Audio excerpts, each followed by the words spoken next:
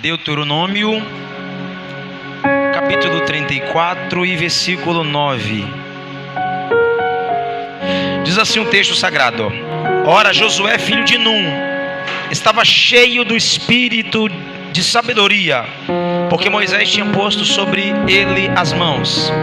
Assim os filhos de Israel deram ouvidos e fizeram como o Senhor ordenara a Moisés. Louvado seja o nome do Senhor Jesus.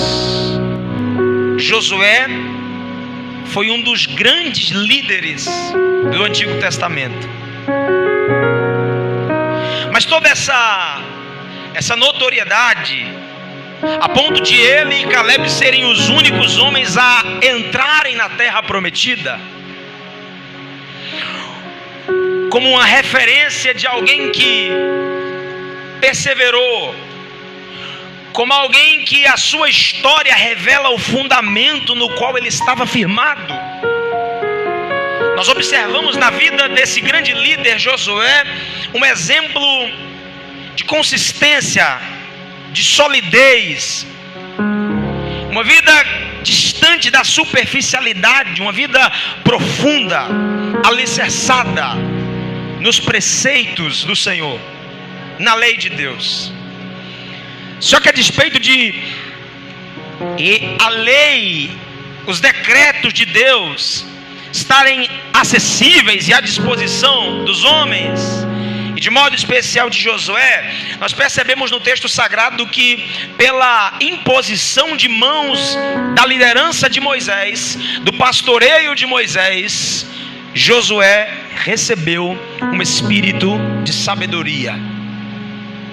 E esse texto é muito pontual e pertinente para os nossos dias, porque nós precisamos de sabedoria para discernir algumas coisas no contexto que nós estamos atravessando como igreja, em todos os aspectos.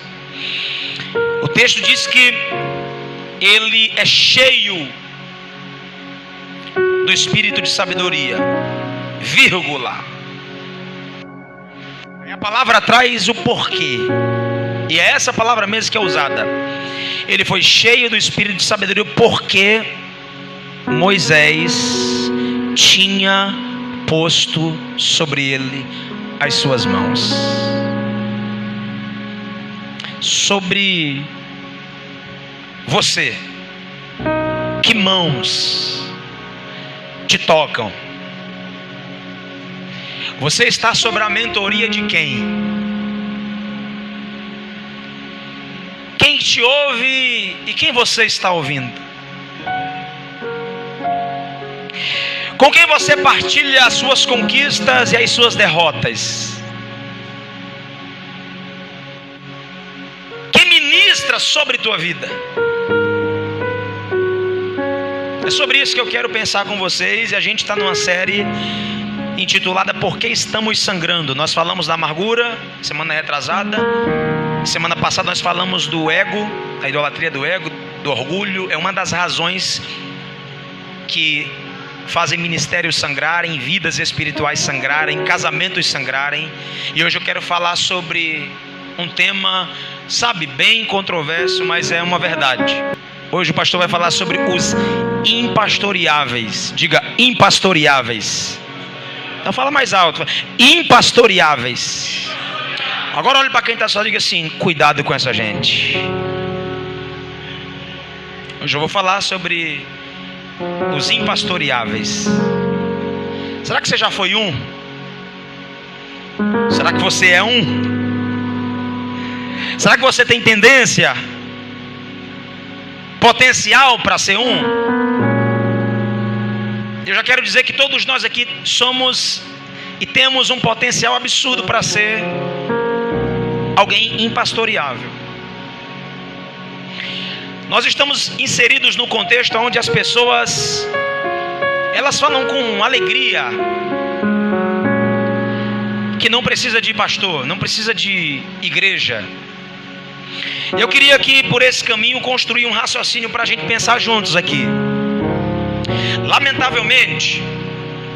Lamentavelmente, devido aos abusos de autoridade, eclesiástica, algumas pessoas, elas adotaram um estilo de vida que para nós é muito familiar.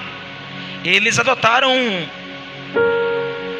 uma teologia desigrejada, e é esse o nome que eles levam. É essa a prerrogativa deles: eu sou um desigrejado. Eles dizem: o pastor é um comedor de feijão, é homem como eu, é propenso às mesmas quedas e pecados que nem eu não preciso de ninguém para bater continência, eu não preciso de ninguém para mentorear, para apacentar o meu coração.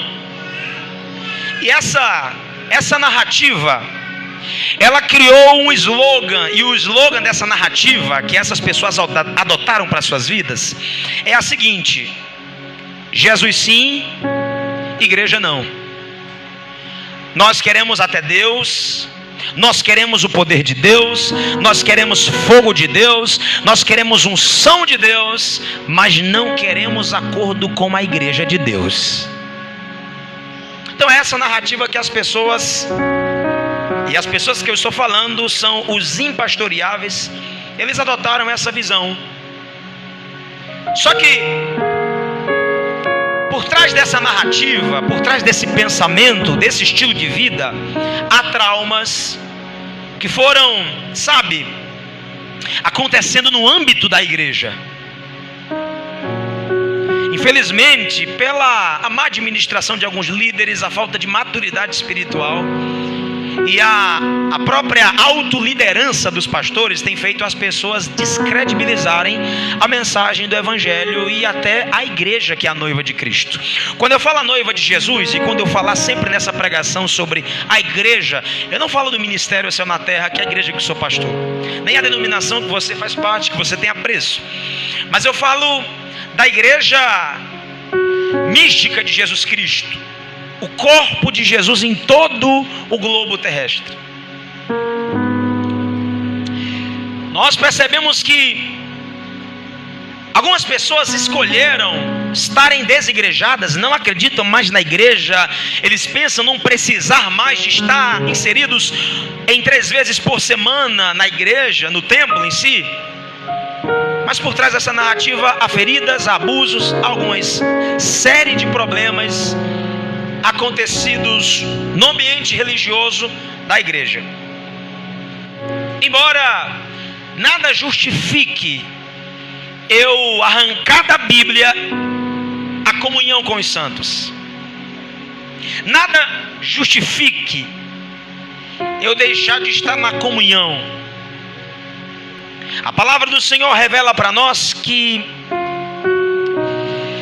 onde tiver 2 ou 3 reunidos em nome de Jesus, Ele... Onde tiver quantos?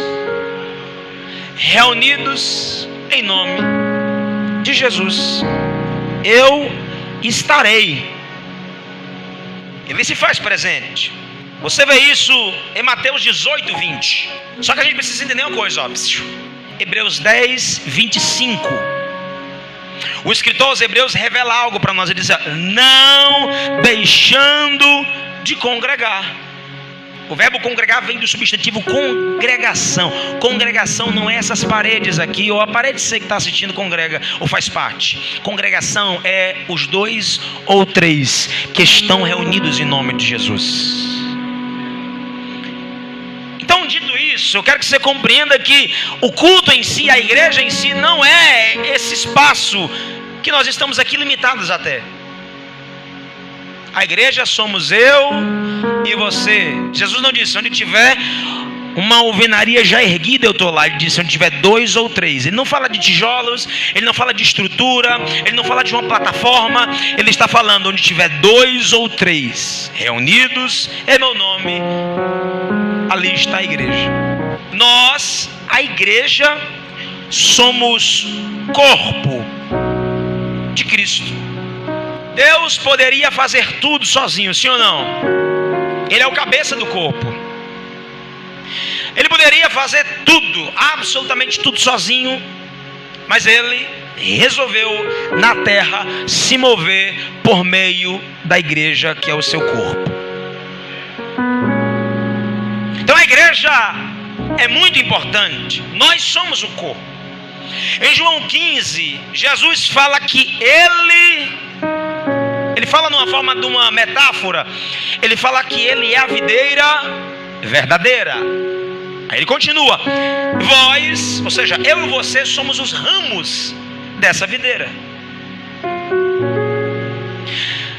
Se eu e você somos os ramos da videira, que é Jesus, logo se eu arranco um ramo dessa videira, ele vai secar e não vai prestar para absolutamente nada.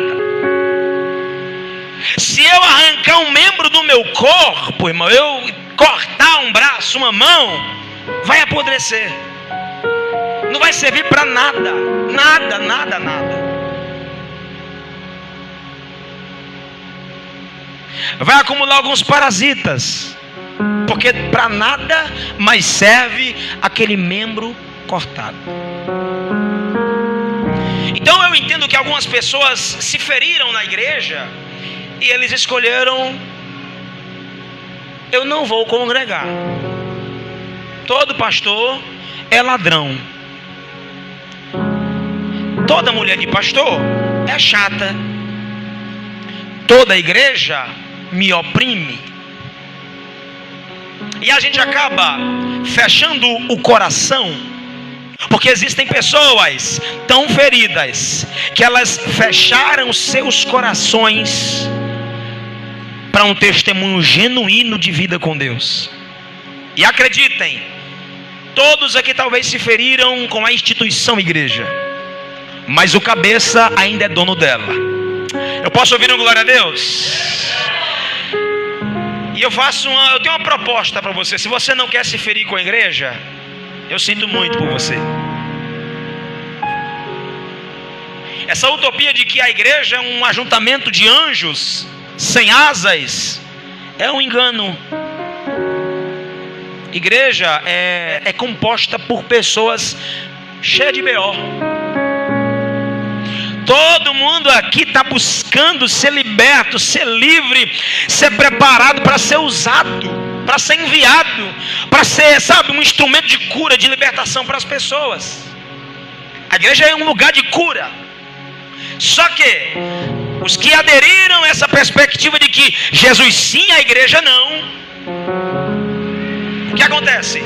Eles se fecharam devido a se frustrarem tanto com as placas, com os líderes, e elas não conseguem acreditar que ainda existem homens sérios com o evangelho, mulheres sérias com o evangelho. Então, nós fomos formados para o relacionamento. Nós precisamos estar na igreja, ser igreja. Não existe vida cristã carreira solo, meu filho. Se tu não achou amor na igreja que tu congrega, onde é que tu vai achar, pelo amor de Deus? A gente às vezes quer nivelar o todo por causa de 2 ou 3 irresponsáveis. E acredite, a igreja não só tem gente complicada. Tem uns que são menos complicados do que os outros. E os menos complicados ajudam os que estão ainda, tropeçando, caindo, levantando. No mais, todos estamos em tratamento. A única coisa que deve te impedir de ser pastoreado, mentoreado, orientado é quando o líder está em pecado. Se o líder estiver em pecado, saia rápido. Gente doente adoece mais gente. E um líder em pecado tem que ir separado. A liderança, ela carrega um peso não pelo título, não pelos lugares, mas pelo nível de influência que nós tocamos as vidas. Acredite, há pessoas que, por incrível que pareça, gostando você ou não, elas se inspiram naquilo que eu faço. Às vezes Deus, na maioria das vezes, Ele permite que eu não tenha dimensão desse reconhecimento das pessoas, para que eu não me envaideça e perca o real sentido daquilo que Deus me chamou para fazer. Ele conhece os nossos corações e sabe que todos nós aqui temos uma tendência à vaidade, ao orgulho. Todos nós aqui lutamos todos os dias contra essa natureza caída nossa, adâmica, orgulhosa. Assim como há pessoas que olham para você e têm você como uma referência, de maneira que, dizendo isso, se você cair, assim como o teu ministério toca pessoas, influencia pessoas, a nossa queda arrasta pessoas também conosco. E às vezes por um buraco mais profundo do que o nós estamos mergulhados. Os impastoreáveis eles dizem, mas é um comedor de feijão que nem eu. Eu não preciso de pastor. Qual é o sentido por trás dessa narrativa? Posso dizer, irmão? Posso falar? Quando você vê alguém dizendo assim, ó, eu não preciso de pastor. Esse menino, esse é meu pastor? Não, ela não tem nem faculdade. Deixa eu dizer algo para você. Pastor não é profissão. Pastor é vocação. Não é algo que eu recebi hereditariamente. Eu sou a primeira geração de pastores da minha família. Quem pode dar glória a Deus por isso? Eu estou carregando, irmão, essa graça sobre a minha árvore genealógica daqui para frente. Eu quebrei um ciclo de prostituição, de alcoolismo na minha família. Eu rompi contra isso com a minha decisão por Jesus. Aí você acha que o diabo está brincando?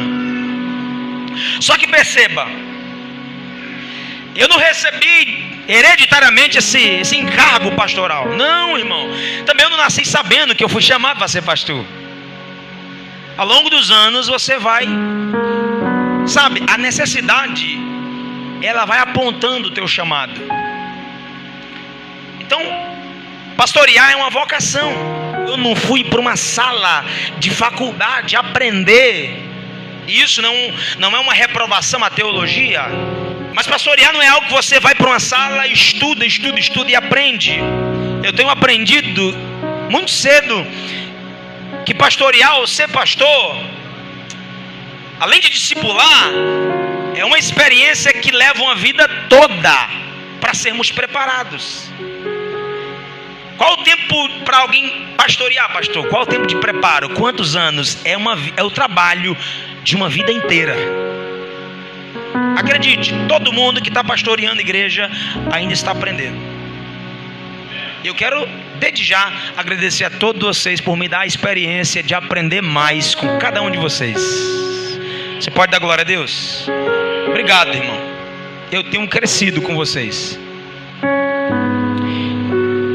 As pessoas que elas dizem assim, ó, eu amo a Jesus, quero Jesus, mas não quero igreja, não quero pastor. Ele está dizendo assim, ó, eu quero pecar em paz. Eu quero viver uma vida sem futuro. É isso que ela está dizendo, irmão. E eu fiz um balanço, eu queria compartilhar com vocês algumas coisas que eu escrevi aqui. Eu não vou citar nomes aqui, mas nomes grandes, que sem dúvida o pastor Pedro já ouviu falar. Se eu falar nomes aqui, o Alex já vai lembrar de grandes nomes. Mas deixa eu dizer algo para você. O maior erro dos pastores itinerantes que nós assistíamos, Erivaldo, que eu podia citar muitos nomes aqui, o maior erro desses camaradas era eles se acharem grande demais para serem pastoreados. Os caras pregavam para ali, para acolá. Ninguém sabia quem era o pastor desses caras, a igreja desses caras. Resultado. E tem exemplos aqui perto de nós. Eles não queriam bater continência para ninguém. E eu preciso dizer para você, você precisa de alguém que imponha limite na tua vida. Alguém que diz assim, ei, dá uma segurada, baixa a bola um pouquinho. Antigamente, a gente ligava para os camaradas. Antes os camaradas diziam assim, ó, beleza meu pastor, eu vou conversar com o meu pastor. Se ele me liberar, eu lhe retorno. salva meu contato. Mas hoje não, eles não precisam pedir permissão a ninguém. Eu sei que alguns de vocês ficam assustados porque alguns líderes, infelizmente, eles confundiram o cuidar da noiva com controlar a noiva. E o meu conselho para você é, irmão, não aceite manipulação nem controle absoluto de líder e nem de ninguém. Você pode dar glória a Deus? A Bíblia diz lá no Salmo 23 que a maneira com que um pastor ele deve cuidar de uma vida, olha a forma do pastor. Ele guiar. Não é que nem tanger jumento. Eu não estou dizendo que é só love, porque ele também tem uma vara para afugentar elas quando elas quiserem ir para o lado que o lobo está indo. E a vara serve para afugentar, irmão, para de vez em quando dar uma pancada. Os grandes itinerantes, irmãos, hoje, esses mesmos camaradas que enchiam ginásios, que gente nem conseguia entrar, sabe, tamanho, o número de pessoas num ginásio, acreditem, hoje ninguém quer ouvir esses caras pregando nem de graça. Hoje eles estão com casamento destruído, ministério desestruturado, sem credibilidade.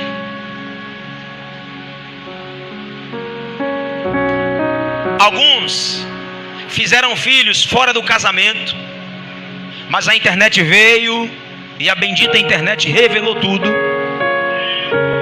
Não é ruim, ela para que eles se arrependam, mas ela também, ela orienta, ela é uma bênção também.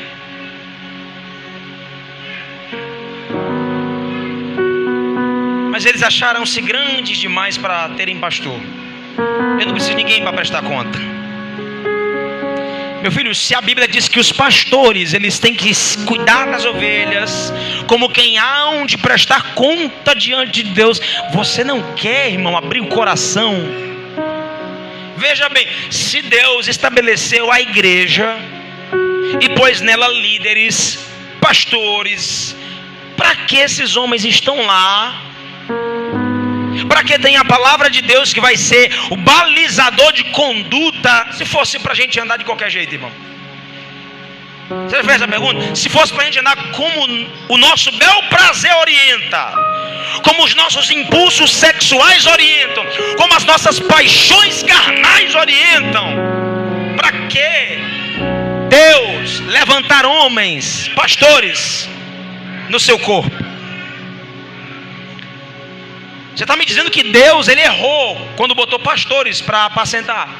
Não confunda pastoreio com controle. Alguns de vocês gostam do controle, e eu tenho uma notícia para você: eu odeio controlar a vida dos outros. É uma tentação diária de estar sobre a tua vida. Mas a igreja faz o pastor pecar quando ela idolatra e endeusa o homem de Deus. E você está alimentando um lobo. Você está dando munição para ele. Eu não recebo essa munição. E é isso que nós temos que orar todos os dias. Guarda meu coração, Senhor. Mas você precisa de pastor. E eu fiz um compromisso com Jesus. Ninguém vai pecar em paz na igreja que eu sirvo como pastor. Você vive uma vida sem futuro se você quiser, mas eu assumi um compromisso com Jesus, e a gente tem que mudar de vida. Vai ter hora que alguns de vocês vão ser chamados a atenção, irmão. Vai ter alguns que eu vou dizer: irmão, está errado o teu jeito de pregar. E pode fazer cara feia, pode ter 20, 30, 10, 5 anos de pregar. Eu estou aprendendo, irmão, a pastorear.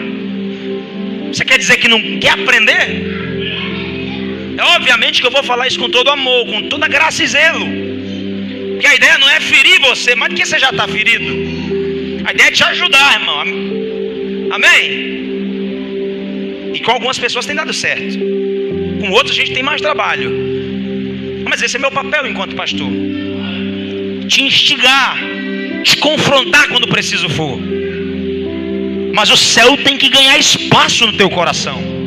A maior ferramenta e o plano do adversário, sabe qual é, Dani? Enfraquecer a igreja. Quando é que eu enfraqueço a igreja? Quando o diabo consegue infiltrar nas pessoas a seta do pensamento: não precisa todo dia para a igreja.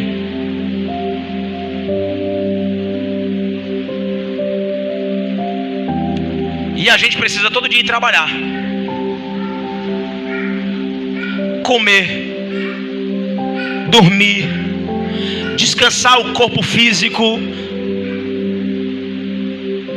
para estar de pé no dia seguinte. E orar é demais, irmão. Buscar é demais. Jesus não fez milagre nenhum antes de passar pelo líder João Batista. É claro que ele poderia pular todas as etapas, é claro, sim ou não? Só que quando João Batista olha para Cristo, ele diz: eu não sou digno nem de desatar a correia das suas alparcas.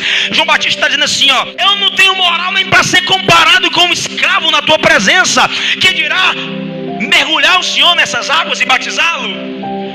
O que Jesus faz? Faça, para que se cumpra a lei. Jesus está dizendo, ó: lá na frente vai ter uma geração independente, com espírito de independência. Vai ter uma geração insubmissa a pai, mãe, lideranças espirituais, a palavra de Deus. E eles vão precisar ter este testemunho de ninguém mais, ninguém menos do que o Verbo que desceu do céu. Então, queridos, Jesus passou pela liderança de João Batista. Em outras palavras, João Batista, ele está liberando Jesus para o ministério. Quem quer crescer espiritualmente? Crente sem igreja, pregador sem pastor, é flecha sem arco. Eu estou falando que você precisa de gente que nutra em você o calor da chamada, gente que te encoraja, gente que te habilita, gente que te levanta, gente que te faz caminhar rumo àquilo que Deus tem para a tua vida. E a igreja ainda é esse lugar. Por isso, se envolva diretamente com as atividades da igreja que você faz parte. Não se permita viver uma vida cristã carreira solo, irmão.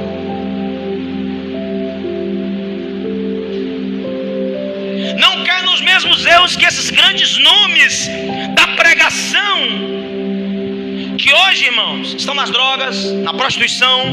Alguns moram na rua porque se acharam grandes demais para ser pastoreados. Todo mundo aqui precisa de alguém para a gente, ó. E eu não recebo nada de quem não recebe nada de ninguém. Eu também tenho mentores, irmãos.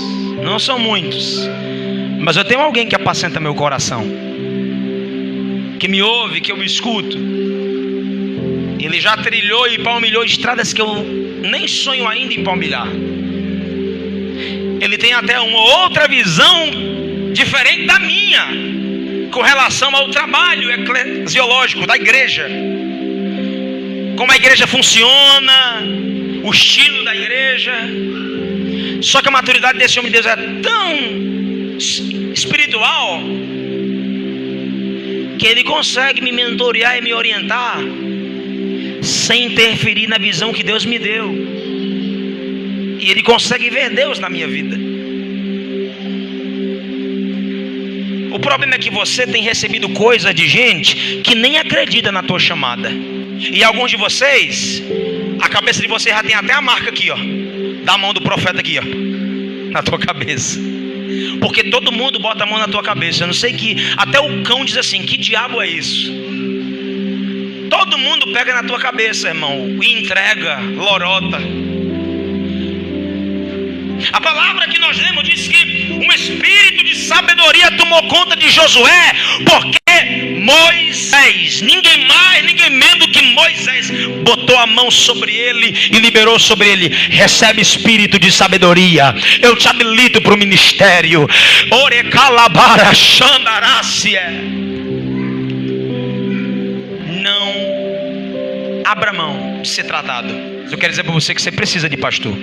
Você precisa ser mentoreado, orientado. Não suicide o seu ministério.